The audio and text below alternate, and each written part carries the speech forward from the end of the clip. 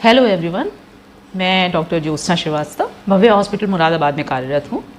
आज हम लोग बात करेंगे मेनोपॉज या पेरीमेनोपॉज की। तो पेरीमेनोपॉज और मेनोपॉज वो अवस्था है जिससे कि हर औरत को अपने जीवन में एक बार गुजरना पड़ता है। ये अवस्था किसी किसी में तो 40 या उसके आसपास शुरू हो जाती है और फिर पीरियड बंद होने तक यानी कि 50-55 की आयु तक चलती रहती है। तो ये काफ़ी लंबा समय है।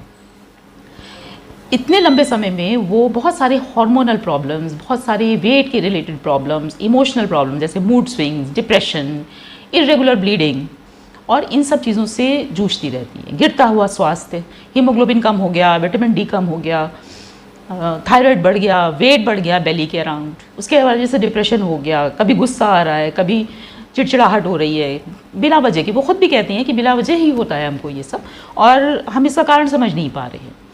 और इस विषय में मेडिकल कम्युनिटी में भी कम बात होती है और बहुत सारी औरतें कंसल्टेशन के लिए नहीं आती। ये वो आयु वर्ग है जिसके बच्चे बड़े हो चुके हैं, कॉलेज या स्कूल के संबंधित अपने कार्य में लगे रहते हैं, इनके हस्बैंड्स अपनी करियर की पीक पे होते हैं और ये घर पे कम ध्यान दे पाते हैं, पत्नी पर कम ध्यान दे पाते हैं। इनके माता पिता हैं नहीं या फिर इनके माता पिता बहुत बूढ़े और अशक्त हो चुके हैं जो इन पे ध्यान नहीं दे पाते, बल्कि इन्हें उनका ध्यान रखना होता है। अब कुल मिलाकर ये हुआ कि सारा दारोमदार इस बात का उस औरत के ऊपर ही है कि वो कैसे अपने आप को मैनेज करे, अपने हार्मोन्स को मैनेज करे और अपने घर को भी साथ में मैनेज करे, क्योंकि इस समय उसको समझ कोई नहीं रहा है। तो बताते हैं कि इसमें मेनोपॉज में या पेरीमेनोपॉज में होता क्या है। आपके जो हार्मोन्स हैं ईस्ट्रोजन और प्रोजेस्टेरॉन दोनों ही डिक्लाइन पे हो जाते हैं, कम होने लग जाते हैं। तो इनकी वजह से शरीर में होने वाली स्फूर्ति, ऊर्जा और शरीर में होने वाले जो पॉजिटिव थॉट्स हैं वो धीरे धीरे घटने लग जाते हैं और एक तरह की दुविधा, निराशा या डिप्रेशन उन्हें घेरने लग जाता है। उनकी लिबिडो यानी कि सेक्स करने की इच्छा वो ख़त्म होने लगती है, क्योंकि एक हार्मोन जो होता है टेस्टोस्टेरोन वो भी घटने लग जाता है साथ में। और चूँकि ये लंबे समय तक ऐसा चलता है इसलिए वो कभी कभार डिप्रेशन की शिकार हो जाती हैं। और इसी तरह से मेनोपॉज के आसपास में उनको हार्मोनल डिस्टर्बेंसेस की वजह से बहुत ज़्यादा ब्लीडिंग या बहुत कम ब्लीडिंग या बहुत इरेगुलर ब्लीडिंग की भी संभावनाएं रहती हैं। तो कुछ लोग तो इसमें आइडेंटिफाई कर लेते हैं कि हमें ये प्रॉब्लम्स हो रही है, हमें डॉक्टर को दिखाना चाहिए, उनके पास जाना चाहिए, उनकी सलाह लेनी चाहिए। लेकिन कुछ लोग अंदर ही अंदर घुटते हुए सोचते हैं कि अरे चलो अब यही था मेरा जीवन, अब ऐसे ही चलेगा, इस तरह से मान के घर पे बैठ जाते हैं। तो ये सिर्फ अवेयरनेस के लिए है कि अगर आप में इनमें से कोई से सिम्टम्स हैं तो आप प्लीज़ जाकर के गायनेकोलॉजिस्ट को बताइए, वो सब मैनेज करेंगी। अब आते हैं कि इसमें हम करते क्या हैं। तो पेरीमेनोपॉज में हम लोग कुछ सप्लीमेंट्स देते हैं आपको।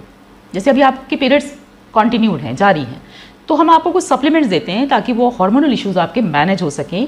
वो डिप्रेशन, एंग्जाइटी और जो गिरते हुए हार्मोनल लेवल्स हैं उनको स्टेबलाइज़ किया जाए, जिससे कि आपके शरीर में होने वाली परेशानियाँ कम हो सकें, एटलीस्ट दूर हो सकें।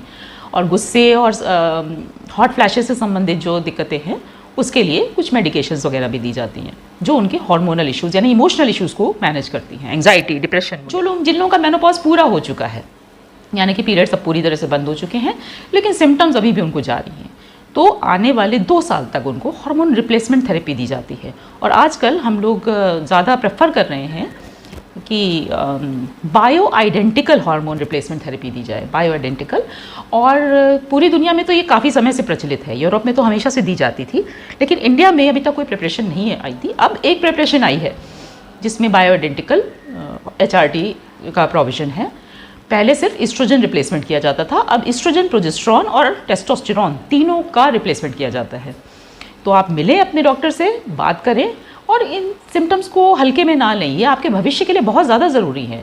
भविष्य के स्वास्थ्य संबंधित समस्याओं से बचने के लिए, कमर का दर्द, यहाँ का दर्द, वहाँ का दर्द, इन सब चीज़ों से बचने के लिए, बोन डेंसिटी लॉस, इन सब से बचने के लिए आपको अपने डॉक्टर से मिलना है और अपने सिम्टम्स को डिस्कस करना है। जैसा वो ठीक समझेंगे वो आपको हार्मोन रिप्लेसमेंट थेरेपी पर रखेंगे।